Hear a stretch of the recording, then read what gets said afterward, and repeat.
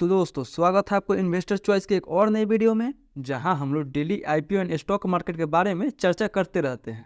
तो फिर आज हम लोग बात करने वाले हैं आधार हाउसिंग फाइनेंस के लिस्टिंग डे स्ट्रेटजी के बारे में। तो दोस्तों अगर आप सोच रहे हैं कि इस आईपीओ में आपको लिस्टिंग डे के दिन कैसी स्ट्रेटजी बनाना चाहिए ताकि आप इस आईपीओ से ज्यादा प्रॉफिट गेन कर सके, तो ये वीडियो बिल्कुल आपके लिए है।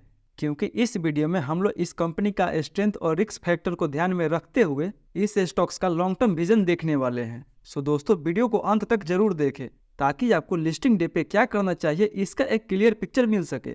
तो फिर चलिए बिना किसी देरी के शुरू करते हैं। लेकिन उससे पहले अगर आप इस चैनल पर नए हैं तो कृपया इस चैनल को सब्सक्राइब कर बेल नोटिफिकेशन को भी ऑन कर ले ताकि आपको हमारी वीडियो की नोटिफिकेशन टाइम पे मिलती रहे एंड आप एक स्मार्ट डिसीजन ले सके। तो चलिए सबसे पहले बात कर लेते हैं इसके अलॉटमेंट एंड इसके लिस्टिंग डेट के बारे में।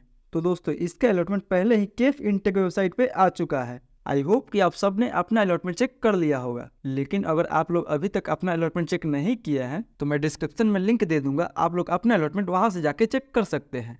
एंड कौन कौन इस आईपीओ में अप्लाई किया था एंड किसको किसको इसका अलॉटमेंट मिला हुआ है वो हमें कमेंट करके जरूर बताएं। एंड वहीं अब अगर इसके लिस्टिंग डेट के बारे में देखा जाए तो इसका लिस्टिंग हमें 15 मई को देखने को मिल जाएगा।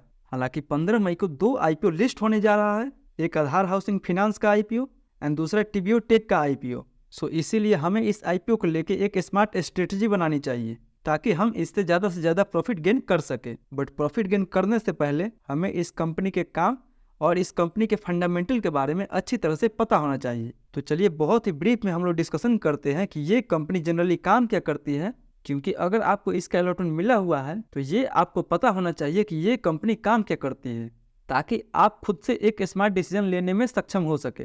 तो दोस्तों ये एक हाउसिंग फाइनेंस कंपनी है जो लोअर इनकम सेगमेंट वाले लोगों को टारगेट करता है, जो अपना ज़्यादातर लोन टियर 4 एंड टियर 5 शहरों में देती है। यानी ये कंपनी गरीब लोगों को कैटर करता है। यानी ये कंपनी जिस लोगों को कैटर करता है उनकी भारत में आबादी लगभग 70% के आसपास है। यानी कंपनी का काम तो काफ़ी अच्छा है। तो दोस्तों ये तो हो गए ब्रीफ में इस कंपनी का काम। बट अगर आप इस कंपनी का काम एंड इस कंपनी का फंडामेंटल डिटेल में जानना चाहते हैं तो उसके लिए इसका फुल रिव्यू आप देख सकते हैं, जिसका लिंक भी मैं डिस्क्रिप्शन में दे दूंगा।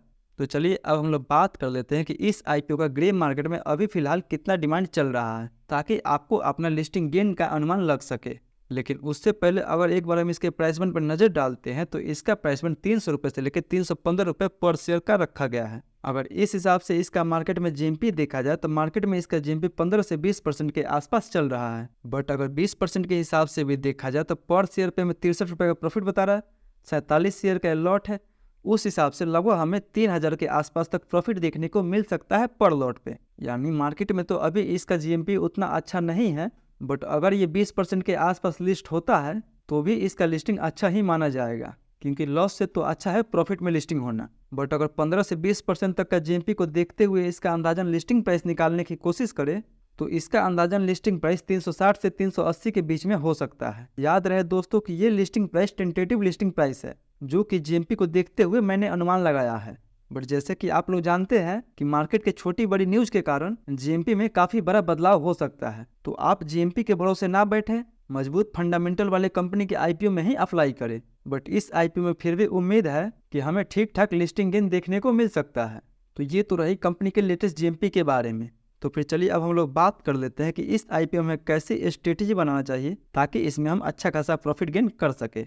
तो दोस्तों यहाँ हम लोग सबसे पहले बात करेंगे कि ये आईपीओ लॉन्ग टर्म में कैसा परफॉर्म कर सकता है ताकि इस आईपीओ में उनको भी प्रॉफिट हो सके जिनको कि इसका अलॉटमेंट नहीं मिला हुआ है। क्योंकि मार्केट में बहुत सारे लोग ऐसे होते हैं जिनको कि इसका अलॉटमेंट नहीं मिला हुआ होता है, बट फिर भी उनको ये स्टॉक्स अच्छा लगता है और वो सोचते हैं कि लिस्टिंग डे के दिन इसको लेके लॉन्ग टर्म के लिए होल्ड करना। एंड अगर जिनको भी इसका अलॉटमेंट मिला हुआ है अगर वो भी सोच रहे हैं इसको लॉन्ग टर्म के लिए होल्ड करना तो क्या वो भी कर सकते हैं या नहीं कर सकते हैं। तो लॉन्ग टर्म के लिए हम कंपनी के सबसे पहले कुछ स्ट्रेंथ एंड कुछ वीकनेस के बारे में देखते हैं।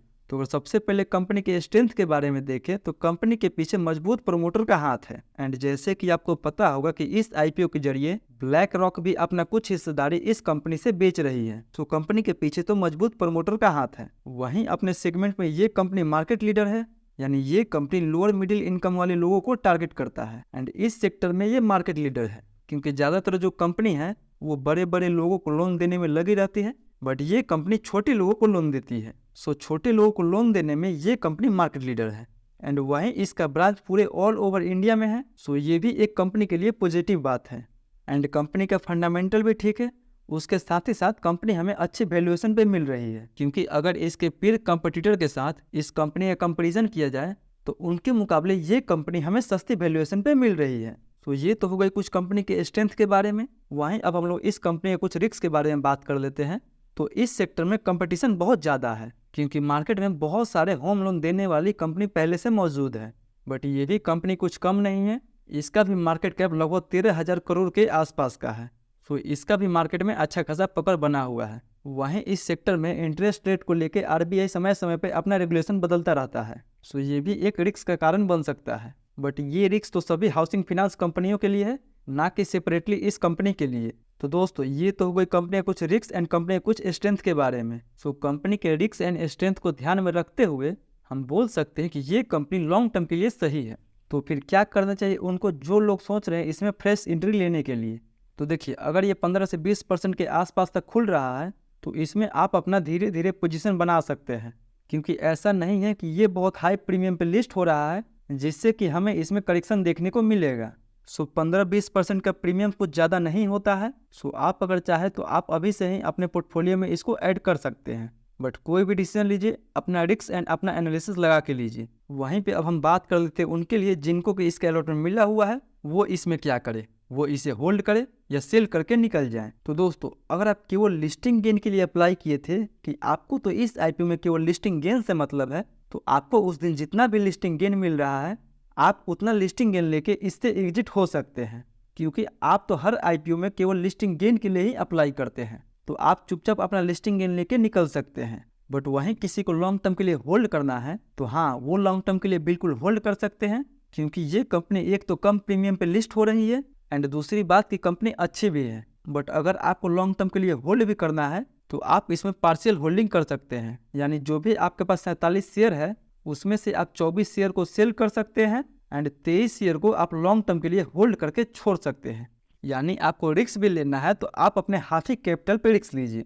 बट लिस्टिंग डे के दिन कोई भी डिसीजन लीजिए सोच समझ के ही डिसीजन लीजिए, क्योंकि जल्दबाजी में अक्सर लोग गलत डिसीजन ले बैठते हैं। सो लिस्टिंग डे के दिन प्री मार्केट में ही आप इसके प्राइस को एनालाइज कीजिए, इसके वॉल्यूम को एनालाइज कीजिए, फिर जाके आप कोई डिसीजन लीजिए।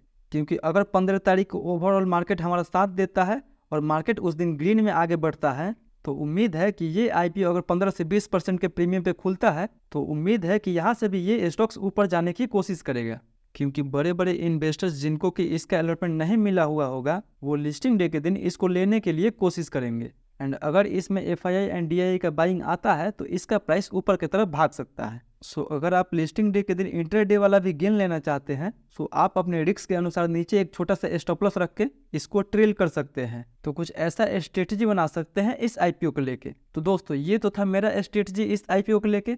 आपका क्या स्ट्रेटजी है और कौन कौन इस आईपीओ को लॉन्ग टर्म के लिए होल्ड करने वाला है एंड कौन कौन इस आईपीओ को लिस्टिंग डे के दिन ही सेल करने वाला है, वो हमें कमेंट करके जरूर बताएं। तो आई होप आपको ये वीडियो पसंद आई होगी। वीडियो पसंद आई हो तो वीडियो को लाइक कीजिए, अपने दोस्तों के साथ शेयर कीजिए एंड जो भी आपका सवाल है वो हमसे कमेंट बॉक्स में जरूर पूछिए। मिलते हैं अगले वीडियो में, तब तक के लिए धन्यवाद।